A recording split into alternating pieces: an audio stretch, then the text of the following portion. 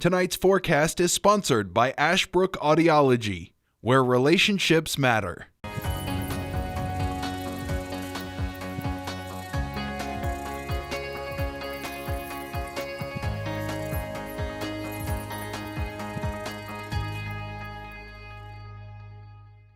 We are going to begin with a mix of sun and clouds tonight. Not too bad of an evening's in store for us, as our temperatures are going to go from the 80s to the 70s, with that mostly to clear sky over tonight, with a few clouds here and there are possible. So other than that, things should be pretty cool and not as humid. We're going to get a bit of a break in the humidity too. So if you're trying to enjoy the outdoors, maybe have some bonfires going, do dinner outside on the patio, maybe go to a park, and if you want to do some grilling out at some of our area parks, do take advantage of that. Or if you're a person that enjoys night walks, head over to our trails.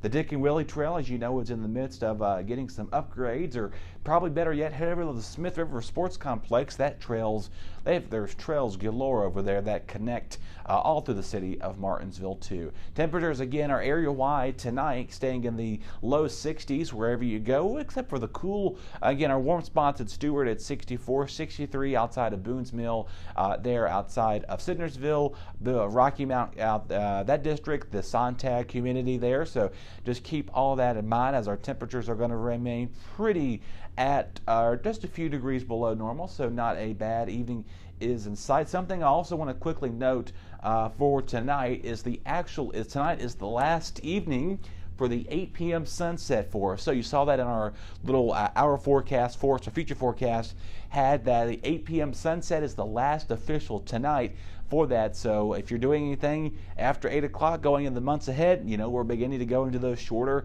nights and longer nights and shorter days are coming here pretty soon. The next time we'll have an 8 p.m. sunset will be on April 20th of 2023. So we have several months to go before the next 8 p.m. sunset does arrive. And something else we're talking about with that is, we're the earthquake. If you remember, about 11 years ago in this area, we had the big old 5.8 magnitude earthquake that impacted parts of pretty much the whole East Coast, up and down the East Coast as well. They had that 5.9 magnitude earthquake outside of Louisa County, which is a little bit further northeast, outside of Richmond. So Louisa County was the epicenter of that. That was felt here in the city. So 11 years ago, I remember that very well. A lot of our area kids, including myself at that time, finishing up high school, of course, going into that middle school era, elementary school, wherever you may have been going, you do know probably you had open house in the city of Martinsville, and the talk of that was the earthquake that took part 11 years ago, and it felt all the way down from Florida as far north as Canada.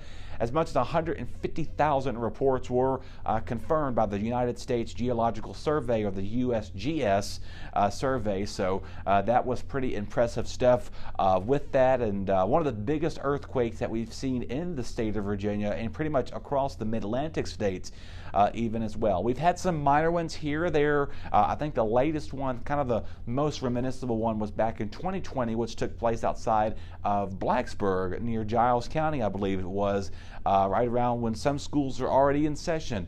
College students, I think, were already back in school during that time frame. So that was the kind of the nearest one, impactful one. So those earthquakes can vary along the fault plates. And so if there's a shift in that plate fault that happens with that, the ground begins to do a little bit of the shakiness as well. So that is your USGS Geological Survey report from the National Weather Service, and of course the USGS has a lot of good information. So if you want to geek out about earthquakes, go ahead and have at it. Wednesday is going to feature a lot of exciting sunshine out there. No earthquakes, hopefully not. We'll see. We can't really predict earthquakes occurring here, but the chances of having one in our area is pretty slim to none, because we're not along a fault plate here in this general part of Virginia.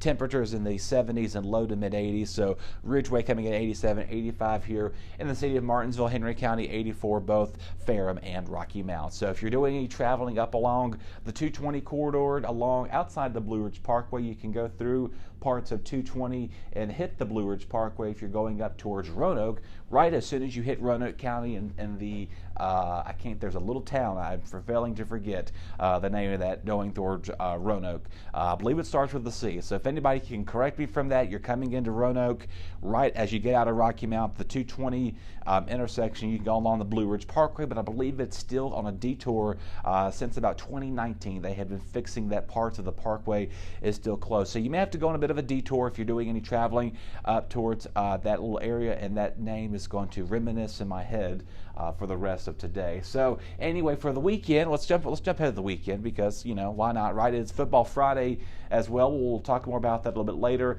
There's a both daily chance of showers, possible Saturday near average, so an average like day for us, as this is the final weekend of August, if it's hard to believe.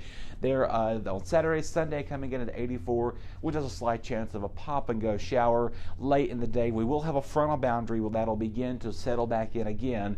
So it does appear we may have another unsettled week as we make our way towards the final days of August and going in to your Labor Day weekend. I know that's about roughly 2 weeks away from now, so less than that. So if you have any plans for coming up this weekend, just do know both Saturday and Sunday are looking pretty all right out there too. So keep that in mind. Something else we want to quickly talk about is another historic day. As you know, if you've been following this, if you're hearing about this on social media, obviously this was, I'm dating myself here, I was no longer existing at this time. 30 years ago, Hurricane Andrew, is the anniversary, is actually right there, August 23rd. So if for those who remember Hurricane Andrew pretty well, it was a pretty powerful storm, and we're going to show you the track in a second. Interesting fact, it made landfall outside of Miami here, and then again it made a second landfall just outside of New Orleans in Louisiana. So pretty powerful stuff here. A Category 5 storm is one of the strongest on the category scale of a hurricane. Cat 0 or Cat 1 through to Cat 2 is not too terrible, but again, the higher the 3, 4, and 5 storms you do get up. Look at this, 175 miles per hour winds were peaked. Extensive damage, $27 billion in damage that impacted that whole parts of Florida, even parts of the Gulf Coast states. I'm going to show you the track in a second. And again, so far with the storm, had 65 fatalities back in 1992. So for those wondering, if you remember that, you have to, if you're young enough, maybe if you're like, if you weren't even born yet, like myself at the time, you may want to talk to your parents, maybe your grandparents, if you have aunts and uncles that lived outside of Florida. They can tell you about Hurricane Andrew. Again, one of the impactful storms, and this is impressive. Look at the track of the storm here. Kind of begin way outside of the coast of Africa. It's kind of pretend Africa is like right here. Look at this length of a storm. So it started as a tropical depression, then made its way through as a tropical storm all the way through the Caribbean islands, not impacting them, but giving them, I would imagine, a lot of high surf. Bermuda way out here, so not much of an impact for them. So any ship lanes that were going through this, you were probably impacted right here. Look at this, began a tropical storm, a hurricane, major hurricane, and that's where the first landfall happened. And then the second landfall outside of New Orleans, it was then downgraded to almost a Category 1 or 2 storm. And then you kind of see the remnants of that impacted our region, giving us some heavy rain back in early September of 1992. So impressive stuff here. And the darker the color you kind of see there represented a major hurricane, Category 3, 4, or 5 storm. And again, the first landfall outside of Miami, and that second landfall just outside of New Orleans. So I know we really haven't had a chance to talk about the tropics, and hopefully we can keep it calm. However, though, there's 2 areas of disturbances. We're going to visualize this. So there's an area of disturbance here, and there's another one off outside the coast of Africa that may be bringing us some impacts in the distant future. So we'll keep a close eye on that, see where things line up. But you do know, if you're following the National Weather Service, they are having a series every day on social media.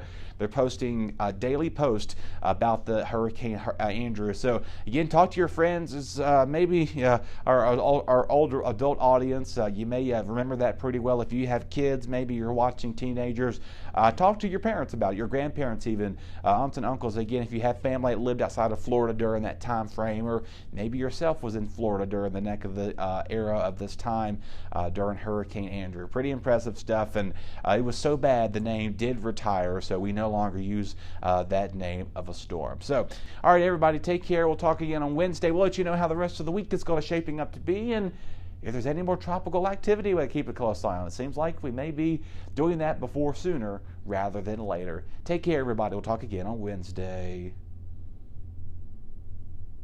Your BTW21 weather forecast is sponsored by Zentmeyer Chiropractic.